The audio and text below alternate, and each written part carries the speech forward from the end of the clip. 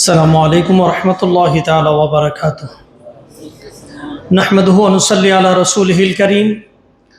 قال الله تعالى في كلامه المجيد وفي فرقانه الحميد.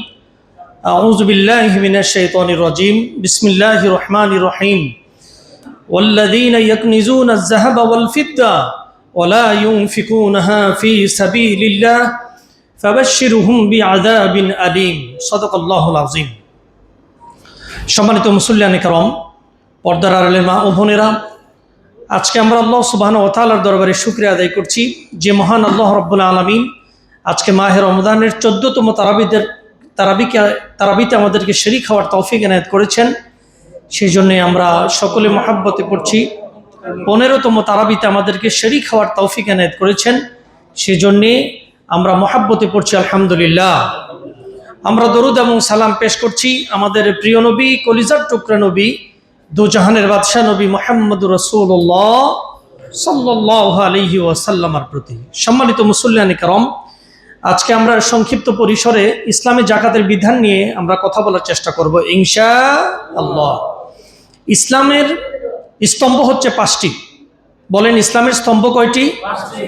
নবীজি বলেছেন, বুনিয়াল ইসলামু আলা খামসিন, শাহাদাতি আল্লা ইলাহা ইল্লাল্লাহ ওয়া আন্না মুহাম্মাদুর রাসূলুল্লাহ, ইকামিস সালাত ওয়া ইতাইজ যাকাত ওয়াল হজ্জ ওয়া সাওম রমাদান। মুত্তাফাকুন আলাইহি।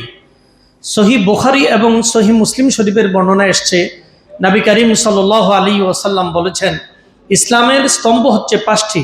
1 নম্বর হচ্ছে কালিমা, এ কথার উপর সাক্ষ্য দেওয়া যে আল্লাহ ছাড়া কোনো মাবুদ নাই এবং মুহাম্মদুর রাসূলুল্লাহ সাল্লাল্লাহু আলাইহি ওয়াসাল্লাম আল্লাহ পাকের প্রিয় বান্দা এবং রাসূল।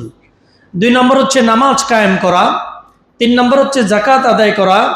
4 নম্বর হচ্ছে হজ করা এবং 5 নম্বর হচ্ছে রমজান মাসের রোজা পালন করা। এই 5টি হচ্ছে ইসলামের ফিলার। এই 5টার মধ্যে অন্যতম হচ্ছে হজ, প্রিয় আমার, অন্যতম হচ্ছে যাকাত।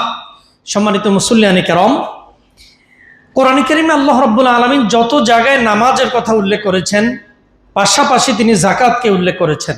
যেমন আল্লাহ রাব্বুল আলামিন বলছেন, আকিমুস সালাহ ওয়া আতাউজ যাকাত, নামাজ কায়েম করো এবং পাশাপাশি যাকাত আদায় করো। সূরা হজ্জের 41 নম্বর আয়াতে আল্লাহ পাক বলছেন, আল্লাযীনা ইন মাক্কান্নাহুম ফিল আরদ আকামুস সালাত ওয়া আতাউজ যাকাত ওয়া আমারু বিল মারুফ ওয়া নাহাউ আনিল মুনকার। আল্লাহ পাক বলছেন, কোন মুসলমান মুমিনদেরকে যদি আমি রাষ্ট্র পরিচালনার দায়িত্ব প্রদান করি, সে প্রথমেই রাষ্ট্রেতে গিয়ে ক্ষমতায় অধিষ্ঠিত হয়ে 4 দফা কাজ করবে। নাম্বার 1 হচ্ছে নামাজ কায়েম করবে, নাম্বার 2 হচ্ছে যাকাত আদায় করবে, নাম্বার 3 হচ্ছে মানুষকে সৎ কাজের আদেশ দিবে, নাম্বার 4 হচ্ছে অন্যায় এবং অসৎ কাজের নিষেধ করবে। আমরা এই আয়াত দুটি থেকে জানলাম, যেখানে আল্লাহ রাব্বুল আলামিন নামাজের কথা বলেছেন, পাশাপাশি যাকাতকে তিনি উল্লেখ করেছেন। অর্থাৎ নামাজ সমাজে প্রতিষ্ঠা হতেই পারে না যাকাত ভিত্তিক অর্থ ব্যবস্থা পরিচালিত হওয়া ছাড়া।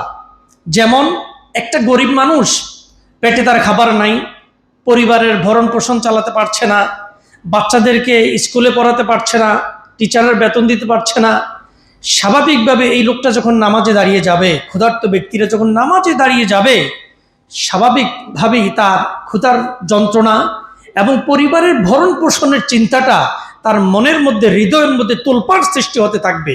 কথা বলেন ঠিক কিনা? এই কারণেই এই জিনিসটা আল্লাহ রাব্বুল আলামিনের চাইতে আর কেউ ভালো বুঝবে না।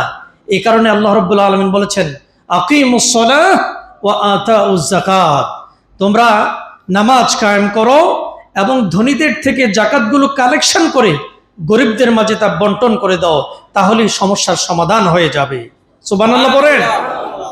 সম্মানিত মুসল্লিয়ান کرام, আমার গবেষণায় ধরা পড়েছে, যেই সমাজে গরিব মানুষ আছে, খেতে পায় না, এমন ধরনের মানুষ আছে না নাই? বুঝতে হবে ওই সমাজের মানুষেরা ঠিকঠাকভাবে যাকাত আদায় করে না। ইল্লা মাশাআল্লাহ, কিছু মানুষ আছে যে সঠিকভাবে যাকাত প্রদান করে। কিন্তু সমাজের সব মানুষগুলো যদি সঠিকভাবে যাকাতটা আদায় করত, তাহলে সমাজের একটা মানুষকেও দূরবীন দিয়ে গরিব খুঁজে পাওয়া যেত না। একটা দৃষ্টান্ত দিলে আপনাদের বুঝে আসবে। হযরত ওমর ইবনুল আব্দুল আজিজের জমানায় এক লোক জাকাতের কিছু অনেকগুলো টাকা একত্রিত করে বস্তা বেঁধে সে আবার ঘুরছে, জাকাত নেওয়ার লোক তালাশ করতেছে। একদিন, 2 দিন, 3 দিন চলে গেল।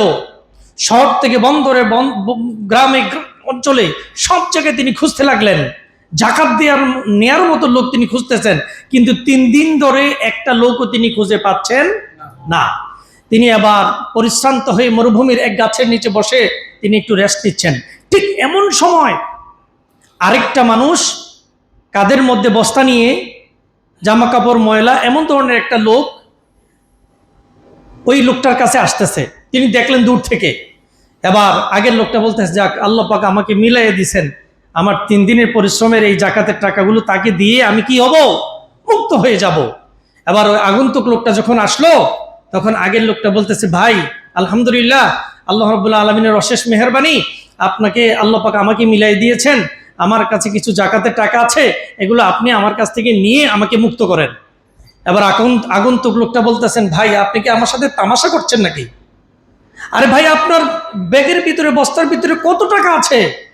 আপনার চেয়ে 3 গুণ বেশি টাকা নিয়ে আজকে 1 সপ্তাহ যাবত আমি ঘুরছি, কিন্তু জাকাত নেওয়ার মতো একটা লোক আমি খুঁজে পাচ্ছি না। জোরে বলুন সুবহানাল্লাহ। এটা ইসলামিক অর্থনীতি হওয়ার কারণে সমাজের মধ্যে জাকাত নেয়ার মানুষও খুঁজে পাওয়া যায় নাই। সম্মানিত মুসল্লিয়ানে কেরাম, আমাদের সমাজে প্রত্যেকটা মানুষ যদি হিসেব করে জাকাতটা যদি পরিশোধ করত, তাহলে সমাজের একটা মানুষও, গরিব মানুষ খুঁজে পাওয়া যেত না। সম্মানিত মুসল্লিয়ানে কেরাম, এখন আমরা জানবো জাকাত শব্দের অর্থ কি। ভালো করে খেয়াল করুন। জাকাত শব্দের অর্থ হচ্ছে পবিত্রতা, পরিচ্ছন্নতা, পরিশুদ্ধতা, বৃদ্ধি পাওয়া। আবার বলি, জাকাত জরিমানা নয়। অনেকে মনে করতেছেন যে জাকাত দিলে মনে হয় যে ধন সম্পদ কমে যাবে। না, জাকাত শব্দের অর্থ হচ্ছে পবিত্রতা, পরিচ্ছন্নতা, পরিশুদ্ধতা, বৃদ্ধি পাওয়া। জাকাতকে জাকাত কেন বলা হয়? জাকাতকে জাকাত এই জন্য বলা হয়, জাকাত দিলে একদিকে জাকাতদাতার সম্পদটা পবিত্র হয়ে যায়, অন্যদিকে জাকাতদাতার এই সম্পদগুলোকে আল্লাহ রাব্বুল আলামিন জাকাত দেওয়ার কারণে বহু গুণে বাড়ায়, আল্লাহ পাক তার সম্পদকে বাড়াইয়া দেন। তাহলে জাকাত দিলে সম্পদ কমে না বাড়ে? একটু খুশি হয়ে বলেন, জাকাত দিলে সম্পদ কমে না বাড়ে? এই জিনিসটা যেন আল্লাহ রাব্বুল আলামিন আমাদের হৃদয়ে যেন ভালো করে যেন গেঁথে দেন, যাতে করে আমরা আমাদের সম্পদের জাকাত যেন হিসেব করে, লামসাম না দিয়ে হিসেব করে যেন আমরা জাকাতটা দিতে পারি। সেই তৌফিক যেন আল্লাহ রাব্বুল আলামিন আমাদেরকে দান করেন। জোরে বলুন আমিন। জাকাতের ফজিলতের কথা, এই প্রসঙ্গে একটি হাদিস আমি আপনাদের সামনে পেশ করছি। বুখারী শরীফের হাদিস।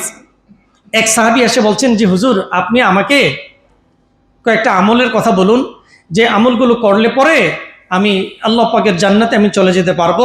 এমন ধরনের কিছু গুরুত্বপূর্ণ আমলের কথা আপনি আমাকে বলুন।